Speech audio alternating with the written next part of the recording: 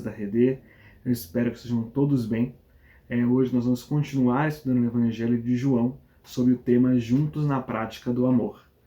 Hoje o nosso texto de referência vai ser o texto que vai de João 12, do versículo 12 ao versículo 50. E esse é um texto muito interessante porque ele marca uma transição no Evangelho de João. A primeira metade desse Evangelho de João é conhecida como o Livro dos Sinais, porque nessa parte, até esse capítulo 12, a gente vê Jesus realizando 7 sinais que são descritos por João para que seus leitores creiam que Jesus é o Filho de Deus.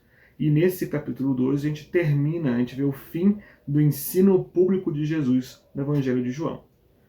Ao olhar para os sinais que João registra, a gente vê uma fórmula que se repete.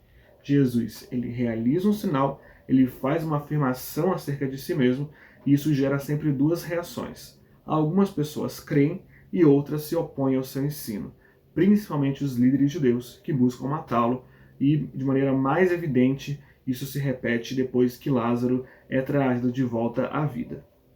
Eu não vou fazer a leitura do texto, porque é um texto longo, mas caso você não tenha feito a leitura, eu recomendo que você pause o vídeo e depois continue a ouvir, depois de ter lido.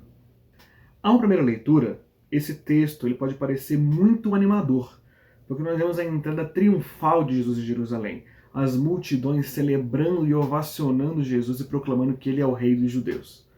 Porém, a sequência do texto parece muito anticlimática, porque esse capítulo 12 termina com João falando que essa multidão não creu e não compreendeu de verdade qual é a mensagem de Jesus. Esse evangelho segue, a gente tem mais capítulos para estudar, ele tem um final que ele é de fato triunfante, mas esse trecho ele nos traz alguns alertas, né? Afinal de contas, Jesus realizou um monte de sinais, a sua glória foi se manifestando cada vez de maneira mais clara, e ainda assim parece que o resultado aqui é incredulidade, né? Então vamos olhar para esse texto com cuidado e ver que ensinos que ele pode nos trazer. Eu acho que a mensagem que ele nos apresenta hoje é muito desafiadora e atual para a Igreja de Cristo.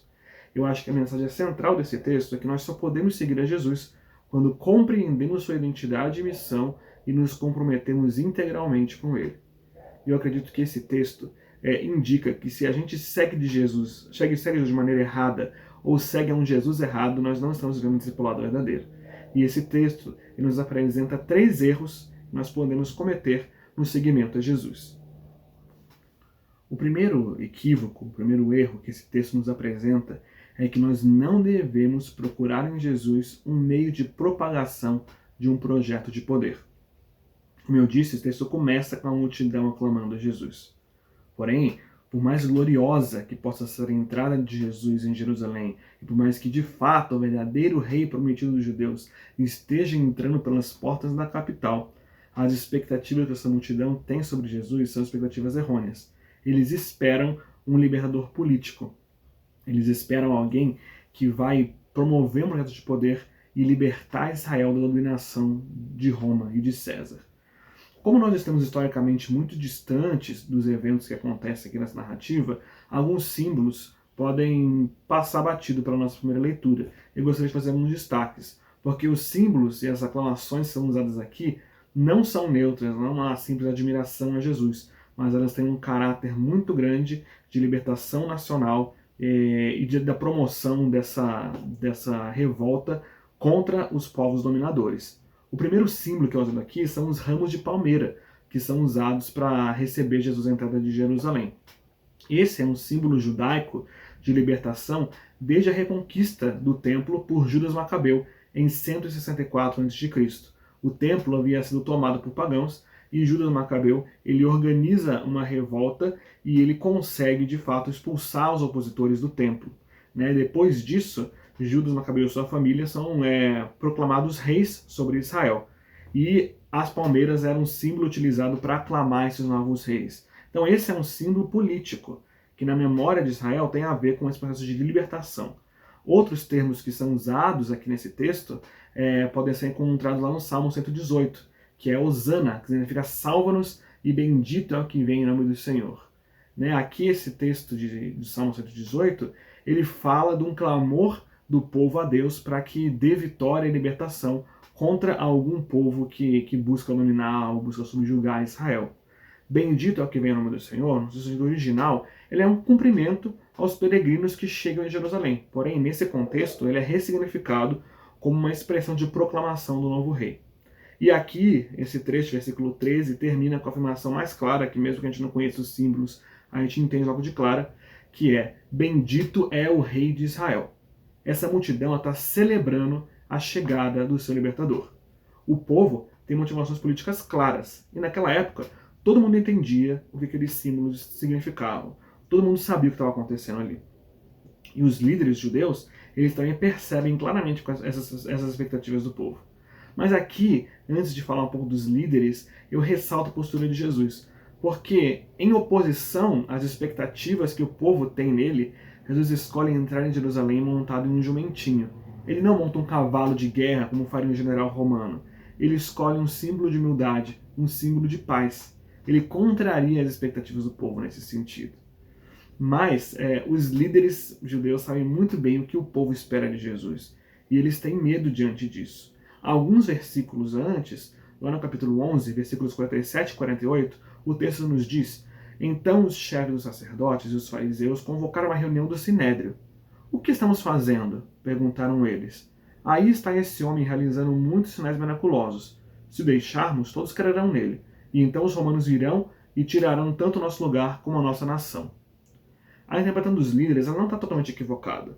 Porque se Jesus de fato fosse uma figura que quisesse promover uma ação política, isso poderia muito bem se realizar, como de fato se realizou alguns anos depois, quando de fato houve uma revolta em Jerusalém que foi fortemente suprimida pelos romanos. Porém, é interessante a gente observar que nesses versículos indica que os líderes não estão preocupados com o povo e o que pode acontecer com o povo caso ele se revolte. A preocupação maior deles é com a manutenção do seu poder e do seu prestígio político e religioso. Tanto o povo quanto os líderes têm uma compreensão errada de Jesus. Eles acreditam que Jesus é esse libertador. Porém, Jesus não se permite ser instrumentalizado por esses grupos. Ele não vem como libertador político, mas ele vem promover o seu reino. O segundo equívoco apresentado por esse texto é que quando nós nos concentramos demais no que Cristo não oferece, nós não enxergamos o que ele de fato oferece. João registra aqui o que é o último discurso público de Jesus no seu evangelho. E o cerne dessa pregação é a sua identidade e missão.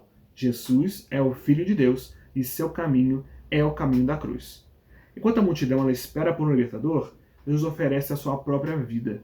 Jesus oferece muito mais do que as pessoas pedem, mas elas não podem compreender isso. A mensagem de Jesus ela é contrária à lógica daquele tempo. E é contrária também à lógica do nosso tempo e às nossas expectativas. Nesses versículos a gente vê uma série de antíteses. Quem deseja a vida precisa morrer.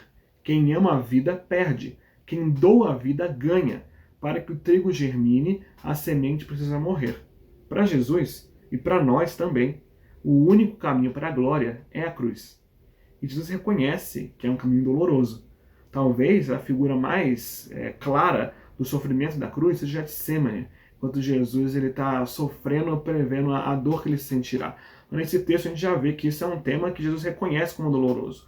No versículo 27, Jesus diz que talvez a alternativa mais óbvia fosse clamar a Deus que o livrasse daquilo, mas não. Ele é obediente ao Pai e cumpre a sua missão. O texto continua com uma voz trovejante dos céus que reafirma a identidade e missão de Jesus. Mas mesmo assim, o povo não consegue compreender. Alguns acham que é um trovão, um vento, outros acham que é um anjo. Eles não compreendem o que Jesus está falando. Eu acredito que pelo menos algumas pessoas naquela multidão devem ter entendido o que a voz disse, afinal João mesmo faz o registro dessas palavras. Mas de maneira geral, a maioria das pessoas não entende. Jesus diz que essa voz não vem para reafirmar sua vocação, não vem para encorajá-lo, porque ele sabia o que ele deveria fazer. Essa voz vem para que o povo possa ouvir, mas eles não ouvem. E eu acredito que o motivo desse povo não ouvir é porque eles estão completamente comprometidos com as suas próprias expectativas. Não importa quando Jesus fala da sua identidade, quanto fala da sua missão, ou quantos sinais comprovem a sua glória, ou quantos profetas tenham falado sobre ele. Não é isso que interessa àquele povo. A mensagem que Jesus está fazendo, está trazendo, não interessa àquele povo nesse momento. Eles seguem repetindo que não faz sentido algum que Cristo seja crucificado. A compreensão sobre o Messias ela é parcial. Eles defendem o Messias vitorioso de Daniel, mas rejeitam o servo sofredor de Isaías. Alguns aspectos da figura do Messias são mais atrativos que outros para eles.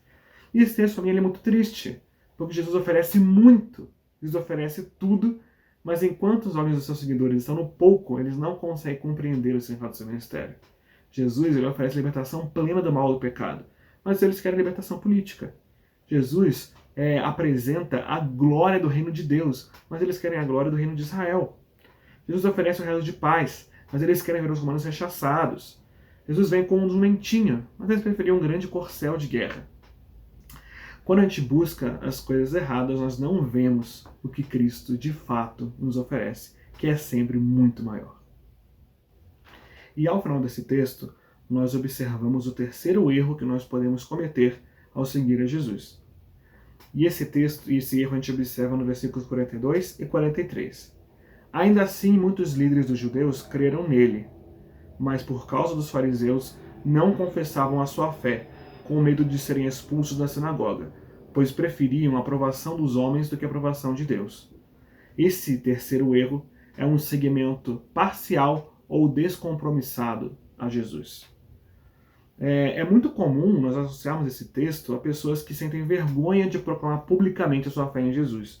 Mas eu acho que o texto não fala disso. Esse texto não fala de vergonha. Esse texto fala de compromisso.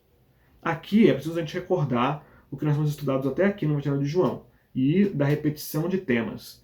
Jesus sempre traz um sinal e isso gera crença em alguns e oposição em outros. Sucessivamente, os líderes judeus eles são descritos como a oposição ao ensino de Jesus. Os fariseus e a classe sacerdotal no Evangelho de João representam um sistema contrário à mensagem de Jesus.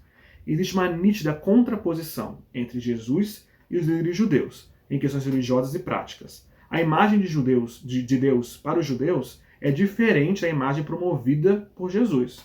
O modo como Deus se relaciona com a humanidade é distinta para esses dois grupos. A prática da lei da vida diária é distinta para os dois grupos. Aos judeus, interessa que o paralítico continue paralítico, porque não pode ser curado no sábado. Aos judeus, interessa que o céu continue cego, que Lázaro continue morto. Mas a Jesus interessa trazer vida ao mundo de morte. A Cristo interessa libertar os cativos. Portanto, os líderes que desejassem seguir a Cristo deveriam trocar de lado nessa história, abrir mão das suas posições. Seguir a Cristo necessariamente significa romper com esse sistema e com essa religiosidade de morte. O que Jesus diz é que aqueles que desejam crer nele devem romper com a lógica que viviam antes. Para esses líderes, eles não simplesmente diriam que acreditavam numa coisa e passaram a acreditar em outra. Não, eles precisariam romper com o sistema que dá prestígio e poder a eles. É trocar a glória deste mundo pela cruz. E esse caminho não é fácil. O grupo de pessoas retratadas nesse versículo não deixa de seguir Jesus por vergonha. Deixa de seguir porque não quer assumir esse compromisso. Eles escolhem o prestígio, eles escolhem o poder, eles escolhem agradar aos homens e agradar aos fariseus. Na realidade, se a gente olhar com atenção, esse terceiro erro ele é muito parecido com o primeiro. Enquanto no primeiro erro a gente tem um grupo de pessoas que não tem poder e prestígio e busca instrumentalizar Jesus para que isso seja alcançado, esse segundo grupo é um grupo que detém prestígio e poder, mas não suporta abrir mão dele. Prefere conservar esse prestígio e esse poder do que seguir a Cristo. E aqui a gente precisa lembrar que o principal motivo dos fariseus buscarem a morte de Jesus é a manutenção do seu poder. Então quem diz simpatizar com a mensagem de Jesus, mas não rompe com esse sistema, é cúmplice da sua morte. E João conclui o livro dos sinais com algumas palavras que eu queria destacar nos versículos 44 a 46. Então Jesus disse em alta voz: quem crê em mim, não crê apenas em mim, mas naquele que me enviou. Quem me vê, vê aquele que me enviou. Eu vim ao mundo como luz, para que todo aquele que crê em mim não permaneça nas trevas. Todas as afirmações que Jesus faz acerca de si mesmo e todos os sinais apontam para o Pai. O Pai só pode ser conhecido através do Filho. Quando vemos Cristo agir com misericórdia para com um oficial no governo, um paralítico ou um cego, nós conhecemos um Deus que é misericordioso. Quando vemos Cristo expulsando mercadores do templo, nós conhecemos um Deus que não se relaciona com a humanidade com a lógica de mercado. Quando nós vemos Jesus curando no sábado, nós conhecemos um Deus que busca o bem da humanidade acima das tradições humanas. É com esse Jesus, é com esse Pai, é com essa mensagem, é com esse reino que João convida os seus leitores a se comprometerem. Outro Jesus não serve, não serve outra mensagem, não existe nenhum outro caminho que produza salvação. não cabem outras agendas, não cabe um compromisso parcial, não cabem exigências diante de Cristo. Só podemos seguir a Jesus quando compreendemos sua identidade e missão e nos comprometemos integralmente com ela. E concluindo esse nosso estudo, eu queria falar sobre como esse texto nos toca e como a gente pode ser impactado por ele. Porque eu acredito que esses erros, eles não só se fazem presentes na igreja hoje, como eles são extremamente sedutores ao nosso coração. É importante reconhecer isso. E é importante que a gente pergunte, né? Qual desses 3 erros ele é mais sedutor ao seu coração? E para cada um desses erros, eu acho que o texto traz uma resposta clara. Primeiro, quando nossos corações são atraídos pelo poder ou são levados a depositar toda a nossa esperança em projetos dessa era, desse tempo, cuidado. Nós somos chamados assim a agir politicamente, nós somos chamados a servir a nossa sociedade, nós somos chamados, sim, a buscar uma sociedade mais justa, mas nós fazemos isso porque esses são valores do reino de Deus. É o reino que pauta a nossa agenda, e não a nossa agenda que pauta o reino. É o reino de Deus que deve nos levar a promover essa justiça. Nós não podemos sequestrar a mensagem do reino para ela caber dentro da mensagem que a gente quer passar e do projeto que a gente quer tocar. Tomemos muito cuidado. Jesus não se permite ser instrumentalizado por grupo nenhum. A glória de Cristo não pode ser sequestrada por nenhum discurso. Em segundo lugar, para os nossos corações, quando buscam impor nossas expectativas a Jesus, a gente precisa abrir nossos olhos. A gente precisa contemplar o real tamanho, a real majestade da graça de Cristo. Nós precisamos reconhecer que o que Cristo oferece sempre é maior que as nossas expectativas. Quem dita a missão é Cristo. Quem dita a missão é o Pai, não é a gente. Quem estabelece a identidade de Cristo é o Pai, não a gente. Então nós precisamos orar para que nossos afetos, nossas intenções do nosso coração sejam redimidos, para que possamos compreender plenamente a graça que é derramada em Cristo. E por último, e talvez o mais desafiador, nós precisamos lembrar que o compromisso com Cristo deve ser integral em nossas vidas. Seguir a Cristo não é mudar um discurso, mas mudar de lado. É sair da escuridão e ir para a luz. É estar em oposição àqueles que promovem a morte. É abrir mão da glória desse mundo. É romper com a lógica desse tempo. Sem romper com a lógica desse tempo, é impossível caminharmos juntos na prática do amor. Que Deus nos abençoe.